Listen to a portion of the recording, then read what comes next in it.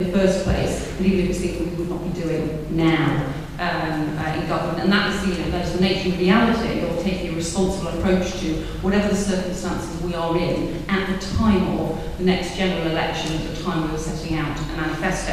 But I think it's important to respond to these sort of points that have been made, because I think Phil and Andy were talking, there's both economic points being made and political points being made here about how somehow we should have this sort of recognise a whole series of failures around public spending in the past. Let's start with the economic ones. I think this is important. The argument runs that somehow Labour government was sort of spending too much and had a massive structural deficit at the time of sort of 2007, 2008, before the financial crisis started.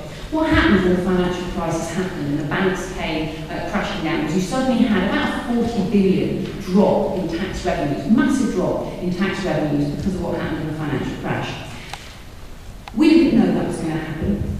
And it is true that the projections of tax revenue were based on projections of growth at that time. They weren't based on projections of a huge recession, a worldwide recession, a global recession. Had we known in advance that there would be this huge drop of £40 billion in the tax revenues as a result, what would you have done? What would you have done if you had perfect hindsight? What you would actually have done is not say, okay, therefore we massively need to cut public spending by £40 billion, because that would just push you even further into recession. What you would have done is tighten up the banking regulations, and you would have tried to stop the financial crisis and the scale of the financial crisis. Of course you would then, if you think growth is going to be different, of course you then have to adjust your projections in terms of tax revenues and in terms of spending.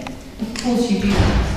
But in the end, you make your assessment of what is sensible for tax and for spending based on what you think will happen to the economy and what you think, how fast you think the economy will grow. Because growth in the economy does more to bring in tax revenues, to reduce the need for spending on things like unemployment benefits and so on, than anything else. So fundamental to all of this is about what happens to growth. And that's why I think, in terms of kind of conceding an argument about what should happen about public spending, in the end, this has got to be about growth. Labour's argument has got to be about growth, and it's got to be about jobs. And if we start, getting distracted into the argument that the Tories want us to have, rather than pointing out their failure on growth and on jobs, we will not be setting out an alternative that is in the end also an alternative that helps us bring the deficit back down, and that is what we should do. People also make, so sometimes people make an economic argument about it, sometimes they make a political argument about it, and they say, look, politically, and I think that's what Andy seemed to be saying, politically, look, you can't win these arguments, the Tories have won it already, there's been a sort of period after the election where we were having our leadership election and they've somehow won it. But in the end, to try to concede to an argument that is wrong is, I think, to go against what should be the values and the principles of the Labour Party. And I think it does undermine our ability to make that alternative and to point out, actually, the decision that they have made to cut too far and too fast is what is taking a huge risk with our economy now.